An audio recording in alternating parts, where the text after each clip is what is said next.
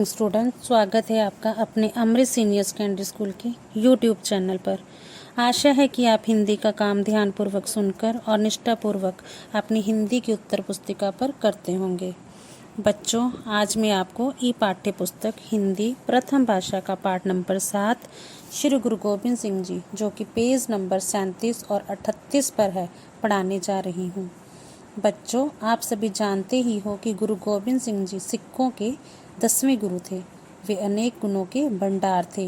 इनके त्याग, बलिदान और वीरता के कारण ही इनका नाम आज भी भारतीय इतिहास में प्रसिद्ध है।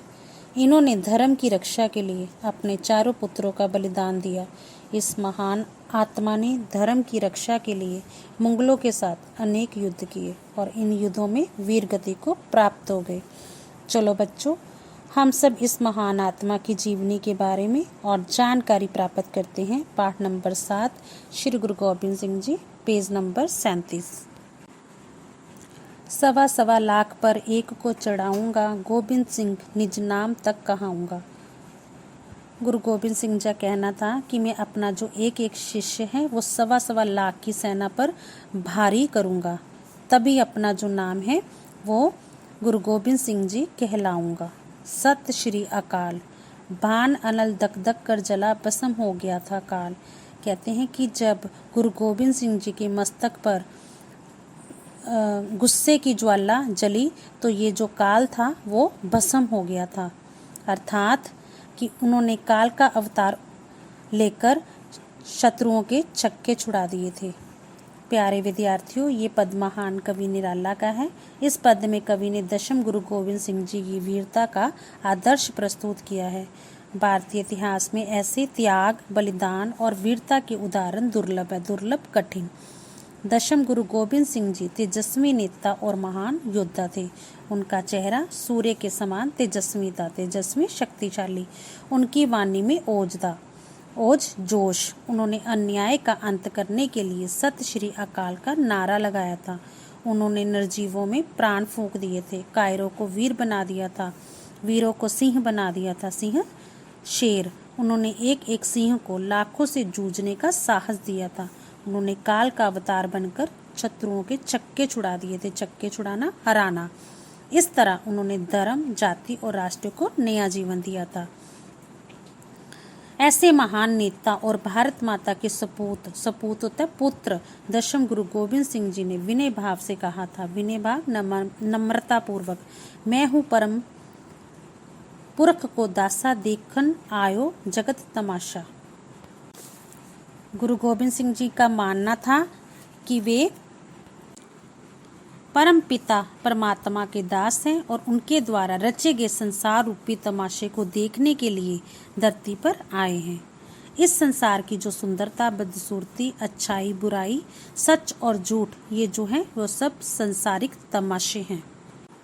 वे अकाल पुरुष के अवतार थे। वे जाति और धर्म की रक्षा के लिए 22 दिसंबर 1666 को पटना में अवतरित हुए थे, पैदा हुए थे। उनका बचपन का नाम गोविंद राय रखा गया था। उसके कुछ समय बाद उनके पिता नवम गुरु तेग बहादुर जी पंजाब लौट आए थे, पर गोविंद राय को इनकी माता श्रीमती गुजरी जी लगभग 8 साल तक पटना में ही रहे। बेटा, इसमें ये बताया गया है कि श्री गुरु गोविंद सिंह जी का जो जन्म था वो 1666 ईस्वी में पटना में हुआ। इनके बचपन का नाम गोविंद राय, पिता का नाम था गुरु तेग बहादुर और माता जी का नाम गुजरी था। अगला पैरा देखो बेटा, पेज नंबर 38। गोविंद राय का बचपन होनहार विखान की होत चिकने पात कहावत को चरित्रार्थ करता है। चरित्रार्थ करना बेटा, सिद्ध करना। जो बच्चा बचपन में होनहार होगा उससे हमें पता चल जाएगा कि ये बड़ा होकर जरूर अपना नाम है वो रोशन करेगा। कैसे, ये देखो, बचपन में वे साधारण बालकों के समान गुल्ली डंडा, दौड़ पकड़ जैसे खेल नहीं खेलते थे। वे घोड़े की सवारी करना, हथियार चलाना, साथियों की 2 टोलियां बनाकर नकली युद्ध करना और शत्रु विजय के खेल खेलते थे। वे खेल में अपने साथियों का नेतृत्व करते थे। शस्त्र की तरह शास्त्र विद्या से भी उन्हें बड़ा प्रेम था। उनकी बुद्धि असाधारण थी। उन्होंने आसानी से हिंदी, संस्कृत और फारसी भाषा को सीख लिया था। बेटा देखो, गुरु गोविंद सिंह जी बचपन से ही घोड़े की सवारी करना, हथियार चलाना, नकली युद्ध करना, खेल खेलते थे। वे वे शास्त्र विद्या को भी बड़ा प्रेम करते थे। उनकी जो बुद्धि थी वो असाधारण थी। अगला पैरा देखो बेटा। भारत में उन दिनों औरंगजेब का शासक था। औरंगजेब जो था वो एक निर्दयी शासक था जो जनता पर अत्याचार करता था। इस्लाम का बलात् प्रचार हो रहा था। बलात् होता है बलपूर्वक। इस्लाम को न अपनाने वाले हिंदुओं को तलवार के घाट उतारा जाता था। जम्मू और कश्मीर के लोगों को जबरदस्ती धर्म परिवर्तन के लिए मजबूर किया जा रहा था। धन और जनजीवन कुछ भी सुरक्षित ना था। भयभीत कश्मीरी आनंदपुर में गुरु तेग बहादुर जी की शरण में आए और उन्होंने हिंदू धर्म की रक्षा के लिए प्रार्थना की। गुरु तेग बहादुर ने कहा, स्थिति किसी महापुरुष का बलिदान चाहती है। पास बैठे उनके पुत्र गोविंद राय बोल उठे, पिताजी, आपसे बढ़कर बलिदान योग्य महापुरुष कौन हो सकता है। 9 वर्ष की अल्पावस्था होती है छोटी अवस्था में अपने पिता को बलिदान के लिए प्रेरणा देना बड़े साहस की बात थी। गुरु तेग बहादुर जी ने अपने पुत्र की इच्छा को समझ के वे धर्म की रक्षा के लिए दिल्ली पहुंच गए। उन्हें बंदी बना लिया गया। उन्होंने अपना धर्म नहीं बदला। दिल्ली के चांदनी चौक में अपना शीश भेंट कर दिया। वहीं आजकल शीशगंज गुरुद्वारा है। बेटा यहाँ पर क्या बोला गया है कि औरंगजेब जो था वो इस का निर्दयी शासक था जो जबरदस्ती कश्मीरी पंडितों को इस्लाम धर्म कबूल करने के लिए जबरदस्ती कर रहा था। जो कश्मीरी पंडित थे वो अपना धर्म परिवर्तन नहीं करना चाहते थे, इसलिए वो श्री गुरु तेग बहादुर जी की शरण में आ गए। गुरु तेग बहादुर जी ने कहा कि इस कार्य के लिए एक महान व्यक्ति की ज़रूरत है। तब श्री गुरु गोबिंद सिंह जी बोल उठे कि आपसे बढ़कर महान और कौन हो सकता है, अर्थात आप इस कार्य के योग्य हैं।